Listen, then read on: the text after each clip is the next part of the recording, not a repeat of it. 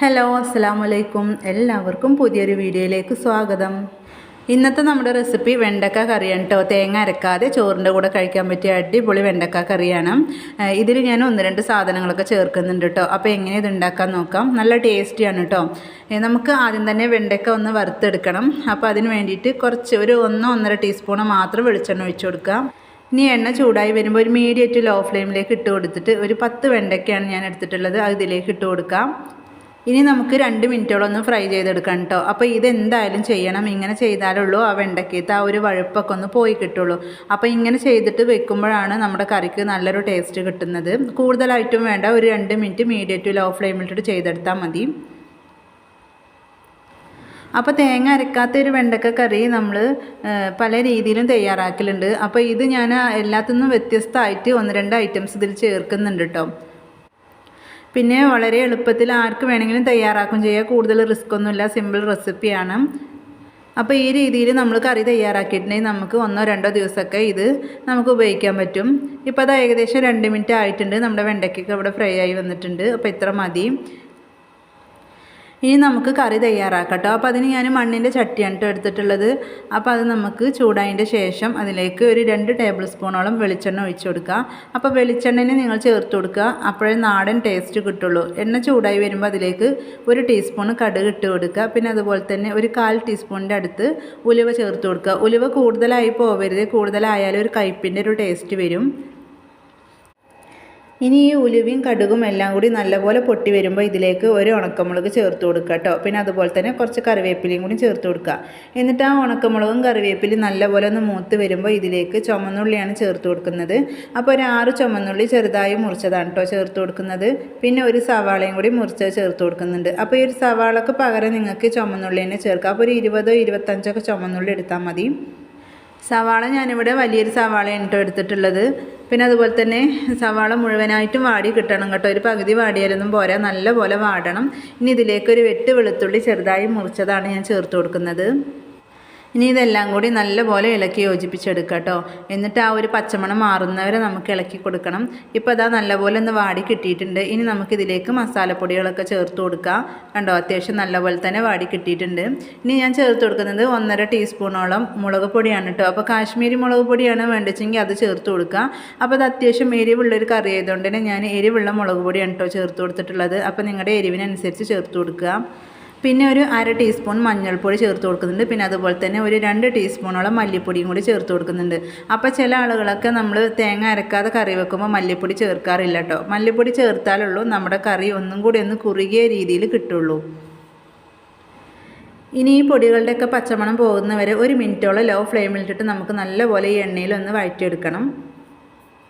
ഇത് ഏകദേശം 1 മിനിറ്റ് നേരം നമ്മൾ ഇതുപോലെ ഇളക്കി കൊടുക്കുമ്പോൾ മല്ലിപ്പൊടിയൊക്കെ നല്ലൊരു മണം വരും. അപ്പോൾ ആ രീതിയിലാവുന്നവരെ നമുക്ക് ഇളക്കി കൊടുക്കണം കേട്ടോ. അപ്പോൾ അതാ പച്ചമണമൊക്കെ നല്ലപോലെ പോയിട്ടുണ്ട്. ഇനി ഇതിലേക്ക് ഞാൻ ചേർക്കുന്നത് തക്കാളിയാണ് കേട്ടോ.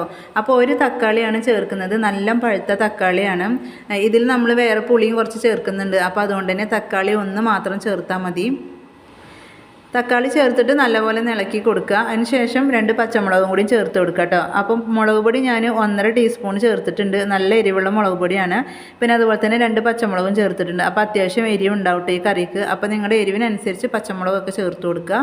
എന്നിട്ട് നല്ലപോലെ ഇളക്കി യോജിപ്പിച്ചതിന് ശേഷം നമുക്കിതൊന്ന് ജസ്റ്റ് ഒന്ന് കൂട്ടി വെച്ചിട്ട് ഒന്ന് അടച്ച് വെക്കാം. അടച്ച് വെച്ചിട്ട് വേവിച്ചെടുക്കാം കേട്ടോ. ഒരു 2 മിനിറ്റ് വേവിച്ചെടുക്കുമ്പോഴത്തേനും തക്കാളി നല്ലപോലെ വെന്ത് കിട്ടും.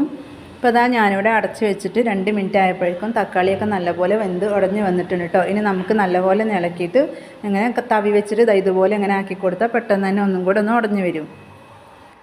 തക്കാളി വെന്തിട്ട് നല്ലപോലെ ഉടഞ്ഞ് വരണം കേട്ടോ. നമ്മൾ ഇതേ രീതിയിൽ കറി വെക്കുമ്പോൾ നമ്മൾ തേങ്ങ അരച്ചിട്ട് കറി വെക്കുകയാണെങ്കിൽ ഇത്രത്തോളം വേവിക്കേണ്ട ആവശ്യമില്ല. നമ്മൾ തേങ്ങ അരക്കാതെ വെക്കുകയാണെങ്കിൽ ഇതുപോലെ നല്ലപോലെ ഒന്ന് വേവിച്ചെടുക്കണം. ഇനി ഇതിലേക്ക് നമ്മൾ നേരത്തെ ഫ്രൈ ചെയ്ത് വെച്ചിട്ടുണ്ടായിരുന്ന ഒരു വെണ്ടയ്ക്ക ഉണ്ടല്ലോ, അത് ഇട്ട് കൊടുക്കുക. എന്നിട്ട് നല്ലപോലെ ഒന്ന് മിക്സാക്കി എടുക്കുക കേട്ടോ. ജസ്റ്റ് ഒന്ന് ഇളക്കി കൊടുത്താൽ മാത്രം മതി കേട്ടോ. കൂടുതൽ നേരം വെക്കേണ്ട ആവശ്യമൊന്നുമില്ല. എല്ലാം കൂടി ഒന്ന് മിക്സാക്കി എടുത്താൽ മാത്രം മതി. പിന്നെ ഇതുവരെ നമ്മളിതിലേക്ക് ഉപ്പൊന്നും ചേർത്ത് കൊടുത്തിട്ടില്ല. ഇനി നമുക്ക് ആവശ്യത്തിനുള്ള ഉപ്പ് ചേർത്ത് കൊടുക്കാം കേട്ടോ. അപ്പോൾ ഞാനൊരു 1.5 ടീസ്പൂണ് ഇപ്പോൾ ഉപ്പ് ചേർത്ത് കൊടുക്കുന്നുണ്ട്. ഇനി നമുക്ക് നോക്കിയിട്ട് പിന്നെ ചേർത്ത് കൊടുത്താൽ മതി. ഉപ്പ് ചേർത്തിട്ട് ഇതുപോലെ നല്ലപോലെ ഇളക്കി യോജിപ്പിച്ചെടുക്കുക.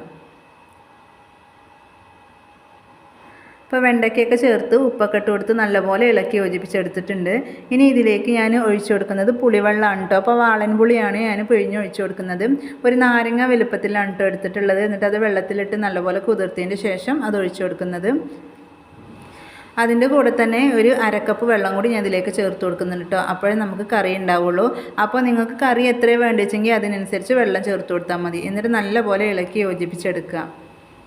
ഈ സമയത്ത് നിങ്ങൾക്ക് ഉപ്പ് നോക്കാം കേട്ടോ. നമുക്ക് കുറച്ച് വെള്ളം ഒഴിച്ചതല്ലേ, അപ്പോൾ ഉപ്പിൻ്റെ കുറവുണ്ടോ എന്ന് നോക്കാം. ഇനി ഇത് നമുക്ക് അടച്ച് വെച്ചിട്ട് ഒരു 5 മിനിറ്റ് നേരം മീഡിയം ഫ്ലെയിമിലിട്ടൊന്ന് വേവിച്ചെടുക്കണം കേട്ടോ. അപ്പോൾ ഏകദേശം ഒരു 5 മിനിറ്റ് ഒക്കെ ആകുമ്പോഴത്തേന് നല്ലപോലെ തിളച്ച് വരും. എന്നിട്ട് ഈ ഒരു വെണ്ടയ്ക്കൊക്കെ നല്ലപോലെ ഒന്ന് വെന്ത് കിട്ടും. അപ്പോൾ ഇതാ അടച്ച് വെച്ചിട്ട് ഒരു 5 മിനിറ്റ് നേരമൊക്കെ ആയപ്പോഴേക്കും നമ്മുടെ കറിയൊക്കെ നല്ലപോലെ തിളച്ച് വന്നിട്ടുണ്ട്. ഏകദേശം വെണ്ടയ്ക്കൊക്കെ കുക്കായി കിട്ടിയിട്ടുണ്ട് കേട്ടോ. അപ്പോൾ ഈ ഒരു സമയമാകുമ്പോൾ നമ്മുടെ കറി ഏകദേശം റെഡി ആയിട്ടുണ്ട്. എന്നാലും നമ്മൾ ഫ്ലെയിം ഓഫ് ചെയ്യരുതേ. ഇനി നമുക്ക് തുറന്ന് വെച്ചിട്ട് ഏകദേശം ഒരു 5 മിനിറ്റോളം തന്നെ ലോ ഫ്ലെയിമിൽ ഇട്ടിട്ട് ഇങ്ങനെ തിളച്ചും കൊണ്ടിരിക്കണം. അപ്പോഴേ ഈ പുളിയുടെ ആ ഒരു ടേസ്റ്റൊക്കെ പോവുള്ളൂ. പുളിയൊക്കെ ഒന്ന് വെന്ത് വരണം, അല്ലെങ്കിൽ ആ ഒരു പുളിയുടെ ടേസ്റ്റ് മുന്നിട്ട് നിൽക്കും. നമ്മുടെ കറി തിളക്കാൻ തുടങ്ങിയിട്ട് ഏകദേശം 5 മിനിറ്റ് ആയിട്ടുണ്ട് കേട്ടോ തുറന്ന് വെച്ചിട്ട്. ഇപ്പോൾ കണ്ട കറി ഇവിടെ റെഡി ആയിട്ടുണ്ട്. അപ്പോൾ ഞാൻ കുറച്ച് തിക്കായിട്ടാണ് കറി ഉണ്ടാക്കിയിട്ടുള്ളത്. അപ്പോൾ നിങ്ങൾക്ക് ഒന്ന് ലൂസാക്കണമെങ്കിൽ ആക്കിയെടുക്കാം കേട്ടോ. ഇനി ഇതിലേക്ക് ഞാൻ ചേർത്ത് കൊടുക്കുന്നത് ഒരു കഷ്ണം ശർക്കരയാണ് കേട്ടോ. അപ്പോൾ ഈ ഒരു ശർക്കര ചേർത്ത് കൊടുക്കുമ്പോൾ അത്യാവശ്യം പുളി എരിവുള്ളൊരു കറിയല്ലേ, അപ്പോൾ അത് നല്ലപോലെ ഒന്ന് ബാലൻസ് ചെയ്ത് കിട്ടും കേട്ടോ. അപ്പോൾ അതിന് വേണ്ടിയിട്ടാണ് ഈ ശർക്കര ചേർത്ത് കൊടുക്കുന്നത്. അപ്പോൾ അതുപോലെ തന്നെ ഫ്ലെയിം ഓഫാക്കുന്ന ആ ഒരു സമയത്ത് നമ്മൾ ഇതിലേക്ക് ഒരു 1/2 ടീസ്പൂണോളം കായപ്പൊടിയും കൂടി ചേർത്ത് കൊടുക്കുന്നുണ്ട്. അപ്പോൾ അത്രയുള്ളൂ, നമ്മുടെ കറി ഇവിടെ റെഡിയായി. അപ്പോൾ ഇതുപോലെ നിങ്ങൾ വെണ്ടക്ക കറി വെച്ച് നോക്കിയിട്ടില്ലെങ്കിൽ തീർച്ചയായും ഒരു പ്രാവശ്യങ്ങൾ ട്രൈ ചെയ്ത് നോക്കട്ടോ. നല്ല ടേസ്റ്റി ആയിട്ടുള്ള കറിയാണ്. അപ്പോൾ അത്രയുള്ളൂ നമ്മുടെ ഈ വെണ്ടക്ക കറിയുടെ റെസിപ്പി.